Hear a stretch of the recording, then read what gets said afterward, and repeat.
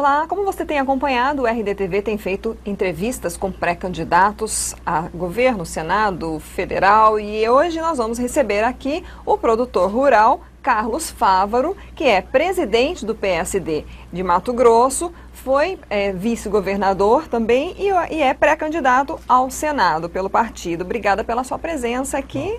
E vamos já iniciar pela pergunta básica que a gente tem feito, né, aos pré-candidatos, o porquê da sua pré-candidatura ao Senado. Olha, primeiro que é uma conjuntura que veio se construindo com o tempo. Eu que sou novo na política, só tive um mandato de vice-governador na minha vida, mas sempre participei muito na política. Acho que as pessoas precisam participar. As pessoas precisam debater, criticar, cobrar, e cada vez mais isso está acontecendo no Brasil. Eu vim para a política no mandato de vice-governador, achei que estava entrando pela mão boa, mas tive algumas decepções, mas consegui, com muita determinação, com muito trabalho, com muita vontade de fazer mais pela política, pela nova política mato-grossense. Estruturei um grande partido, né, junto com vários companheiros. O PSD é uma força política incontestável, estruturado nos 141 municípios do estado de Mato Grosso, 188 vereadores, sendo desses 25 presidentes de câmaras, 26 prefeitos, 21 vice, 5 deputados estaduais, eu era vice-governador. Isso cria uma força incontestável na política do Mato Grossense. Com a saída da disputa do ministro Blairo Maggi, abriu-se uma grande oportunidade e eu resolvi trabalhar junto com meus companheiros, com o apoio do PSD, resolvi desta vez fazer do meu jeito, me apresentar para a política e me apresentar como um pré-candidato ao Senado, com minhas ideias, com minha formação, com meus desejos, e tenho certeza que a população vai sentir muito do Carlos Fávaro aquilo que ela pensa, aquilo que ela vive, porque eu sou um cidadão comum e que tenho grandes desejos, mas alguém tem que se apresentar para ser votado e eu vou me apresentar para fazer a minha parte. Bom, quando o senhor fala de decepções, o senhor se refere ao governo Táxi, do qual o senhor foi vice-governador, aí já tem uma disputa aí também no seu partido de apoio ao Mauro Mendes ou ao Táxi, né? Como é que está essa questão? Olha, a decepção que diz é que acabei conhecendo como funciona a máquina pública, uma máquina pesada, cartorial, e muitas vezes atrapalhadora. Mas com o espírito empreendedor eu vi que é possível modernizar. Nos 20 meses que fiquei à frente da Secretaria de Estado do Meio Ambiente, nós fizemos uma grande revolução, mas sem perder o contexto, sem perder a grande finalidade da Secretaria de Estado do Meio Ambiente, que é a preservação ambiental. Fizemos isso. Foi a primeira vez na história do Mato Grosso que recebemos recursos internacionais, 174 milhões de reais do governo alemão e do governo do Reino Unido, pelas boas práticas de combate ao desmatamento. Mas modernizamos o licenciamento, as práticas, melhoramos os procedimentos e deixamos de ser um Estado atrapalhador nesta área. Fizemos e reduzimos o custo, o tempo do licenciamento, por exemplo, chegar a 157 dias, o tempo médio. O empreendedor entrar com o seu pedido de licença e ter ele aprovado, tempo médio de 157 dias quando eu deixei a secretaria. Então, eu tive a decepção de conhecer uma máquina pública travada, engessada, mas vi que era uma grande oportunidade e fiquei muito satisfeito com esse trabalho. E quanto ao apoio ao governo do Estado, como é que está essa discussão no PSD? O PSD deliberou em 21 de março, uma grande reunião, acabou o caciquismo no PSD. Não tem mais quem manda de cima para baixo e os outros ficam sabendo, ficam comunicados da decisão partidária. Nada disso. Eu que venho do associativismo, do cooperativismo, e entendo que eu tenho que discutir os problemas, que é mais leve cooperar e compartilhar os problemas e as decisões. Deliberamos, então, a independência do governo Pedro em 21 de março. Isso me levou também a uma outra reflexão. Se eu teria independência para discutir um novo projeto, se eu teria independência para criticar e avaliar o governo que fiz parte, não poderia fazer isso perdendo a coerência do respeito ao dinheiro público e fazer isso gastando dinheiro público, tendo salário de vice-governador, tendo estrutura da vice-governadoria, veículo, motorista, segurança. Não é justo, não é coerente o discurso e a prática. Por isso eu renunciei. Agora sim, tenho liberdade, não gasto dinheiro público e estou construindo um novo projeto, falando com todos os agentes políticos. falando com o Hélio Fagundes, com o Mauro Mendes, com o Jaime Campos, com o Bezerra, com todos, com o Estopa do PV, e isso leva ao grande debate. Alguns membros do partido acham que deve continuar com o Pedro, outros acham que deve ir com o Hélio e outros com o Mauro Mendes. A imensa maioria já me demonstrou, tenho falado com os prefeitos, com os vereadores, que nós devemos caminhar com o Mauro Mendes, nosso pré-candidato ao governo do Estado. Eu estou ouvindo todos, mas vai chegar uma hora que isso precisa decidir. E o presidente e a executiva decidem, e nós vamos, na convenção, deliberar, e o que for escolhido, eu tenho certeza, e eu estou comunicando a vocês. Estaremos todos alinhados, todos enfileirados, trabalhando pelo projeto que o partido decidir. A democracia debate, mas nesse determinado momento decide e estaremos todos juntos enfileirados. Bom, hoje abriu o prazo para iniciar as convenções partidárias. O partido já agendou a sua convenção? Nós estamos conversando. Nos próximos dias vamos publicar, tem o tempo legal do regimento interno do partido. Vamos publicar, nossa convenção deve ser no dia 4 de agosto.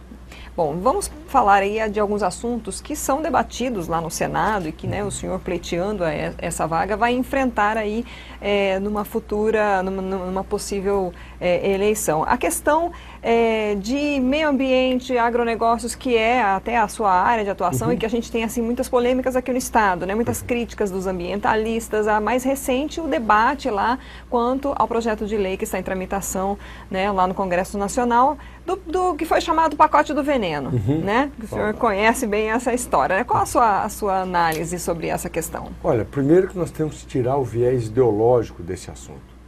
É perfeitamente possível. Quando eu assumi a Secretaria do Estado do Meio Ambiente, alguns maldosos disseram que era a raposa cuidando do galinheiro. Confesso que fiquei entristecido com a colocação, mas virou um desafio muito bom. Não existe divergência na prática entre meio ambiente e produção. Todos estamos do mesmo lado. E é fácil de explicar isso. Veja bem, nós podemos dizer que Mato Grosso é esse gigante da produção de alimentos, porque tem ativos importantes para ser esse gigante. Terras propícias, gente vocacionada, máquinas de última geração, tecnologia, pesquisa, variedades já adaptadas ao estado de Mato Grosso. Tudo isso é verdade. É um grande ativo e por isso Mato Grosso é um grande produtor de grãos, de carne, de fibras brasileiro.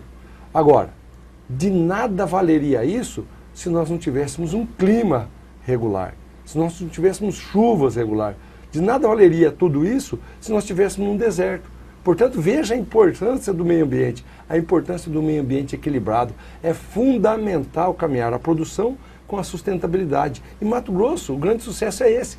Mais de 60% do nosso território está completamente intacto, do jeito que Deus fez. E eu defendo que a legislação seja cumprida. Não pode avançar o desmatamento mais. Só naquelas áreas que não foram ainda, tem suas autorizações naturais. 20% na floresta e 65% no cerrado, aquela área que não foi aberta ainda. Mas eu defendo que Mato Grosso conserve as suas áreas preservadas para garantir o meio ambiente sustentável. Por isso, no Senado, eu vou estar trabalhando para continuar melhorando a legislação. Nesse sentido, a questão que você falou, da discussão sobre os venenos, não são venenos, são agrotóxicos, na realidade, para um exemplo de similaridade, são os remédios da agricultura. Uma agricultura tropical, que tem um clima muito favorável para produzir, chuva regular, calor, luz, também é favorável para as pragas. E nós, na medida certa, com receita agronômica, com liberações bastante regulamentadas que temos, nós damos a certeza de produzir alimento de qualidade, com segurança para o cidadão, mas ganhando grande competitividade. É simplesmente isso. E vamos tratar, e eu vou ser responsável para trabalhar esse assunto com muito equilíbrio como senador da República. Bom, outras questões aí também, agora relacionadas a outras áreas, segurança pública, a gente sabe que é também uma forte área aí de debates, a gente tem perguntado quanto à opinião de porte de arma pelo cidadão, que há uma discussão, né, muita crítica aí ao Estatuto do Desarmamento que não foi aplicado, e aí tem gente que defendendo que deve haver a liberação do porte de arma. Qual a visão do senhor? Olha, segurança pública é um tema importante. Tem vários assuntos nessa área que eu gostaria de me posicionar. Um deles, como você disse, porte de armas.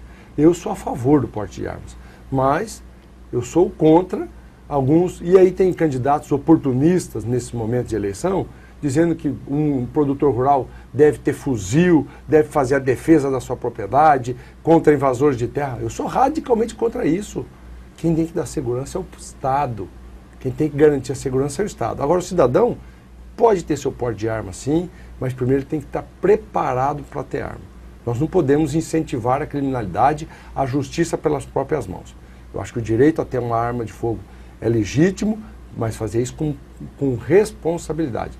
O cidadão tem que ser preparado, qualificado, estar psicologicamente ciente do risco de estar usando uma arma de fogo.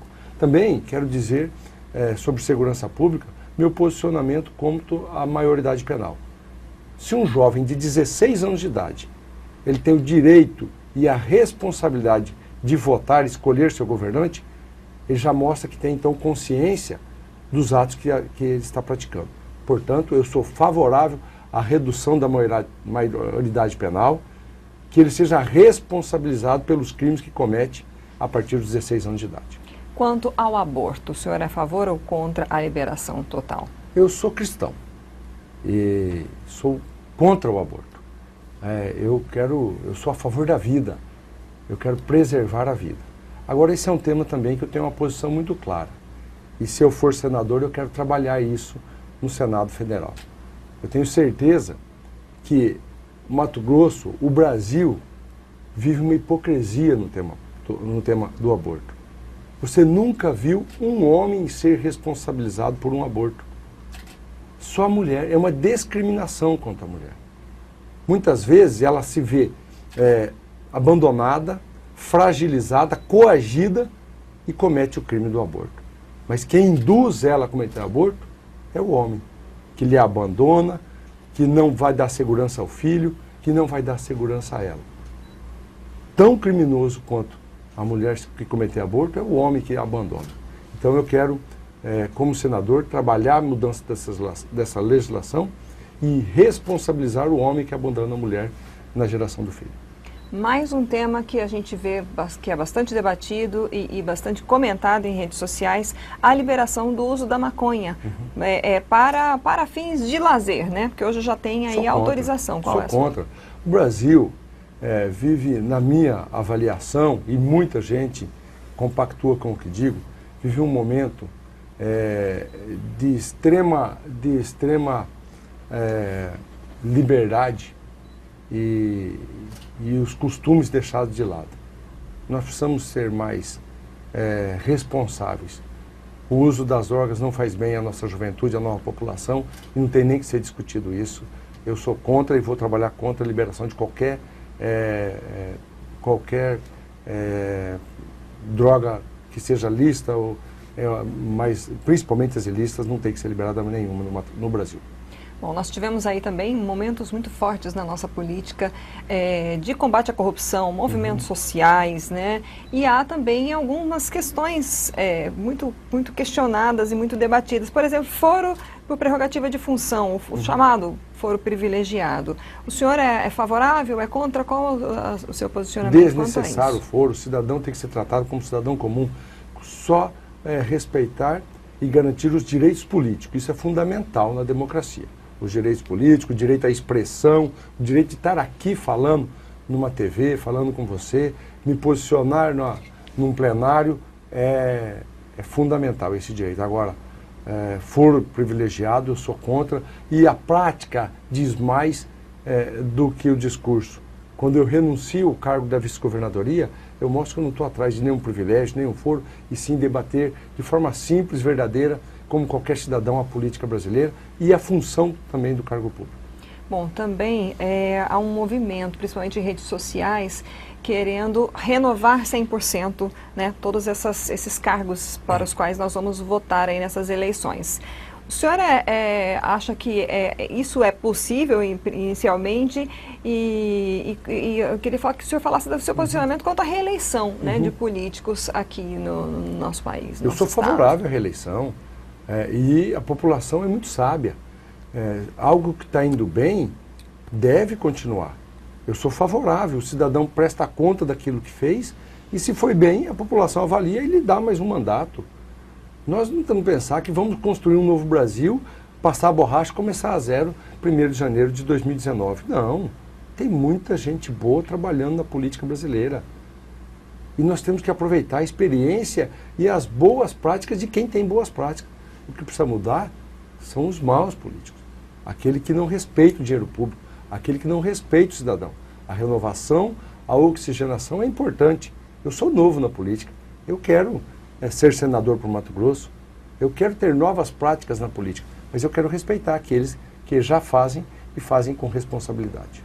E quanto à campanha, como é que estão as questões de custos de campanha? Que a gente sabe que é uma das maiores dificuldades hoje que estão sendo apontadas, né, pelos pré-candidatos. Muitos já estão fazendo a vaquinha virtual. Como é que o senhor está organizando essa questão?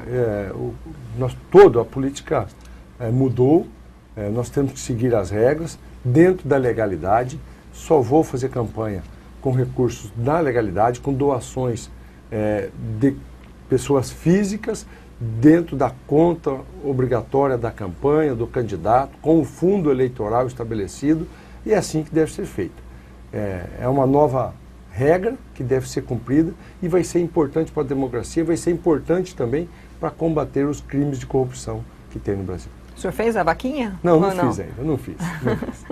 Bom, também nós falamos aí sobre algumas reformas, né, no Estado e com outros candidatos, mas enfim, reformas trabalhista, tributária, previdência, são temas assim que o senhor vai enfrentar for, né, Vou enfrentar, eleito. Acho que o político tem que ter posição. O senhor é favorável, por exemplo, da reforma da Previdência, da forma como está sendo posta? Eu sou favorável à reforma da Previdência e vou trabalhar pela reforma da Previdência que tire os privilégios para garantir aquele trabalhador, aquela professora que trabalhou 25, 30 anos comendo pó de giz, tenha a certeza que a Previdência está saudável e vai garantir os seus benefícios para o resto da sua vida.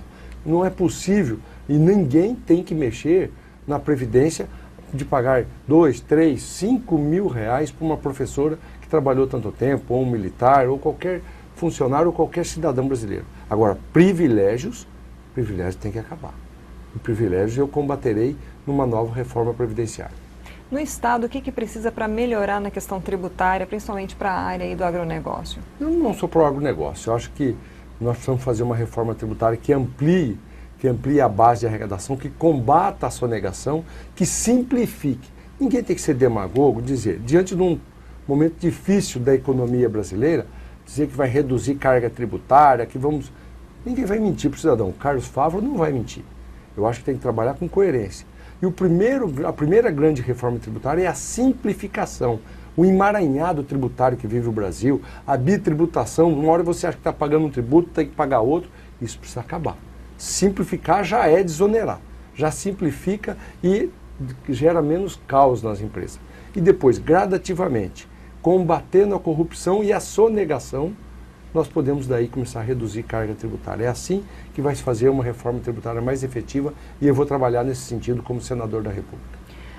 Nós estamos já com perto de 20 minutos de entrevista, então a gente tem encerrado as nossas entrevistas com a pergunta, né, para o candidato se apresentar. Quem é Carlos Fávaro por Carlos Fávaro? O Carlos Fávaro é um cidadão indignado, que chegou a Mato Grosso há 32 anos atrás num assentamento de reforma agrária, um município que era um assentamento de reforma agrária e que descobriu que a boa parte dos seus problemas podem ser resolvidas quando você compartilha com o seu semelhante, quando você se ombreia ao seu semelhante. Eu digo que só sabe o que é dor de dente quem sente dor de dente. Só sabe o que é a ausência do poder público quem sentiu a ausência do poder público. Lá no sítio, lá na propriedade, lá no bairro, lá na falta de energia elétrica. Eu sou esse cidadão que vim para a política para externalizar e buscar a solução com o meu semelhante, com a população. Ok, obrigada pela sua presença aqui. Obrigado. Nós conversamos hoje com Carlos Fávaro, produtor rural, presidente do PSD por Mato Grosso, foi ex-vice-governador e é pré-candidato ao Senado pelo partido. Essa entrevista fica na íntegra disponível no site RD News, no site também rdtv.com.br e no nosso canal do YouTube. Você pode ir lá, assistir, curtir e compartilhar. Até a próxima.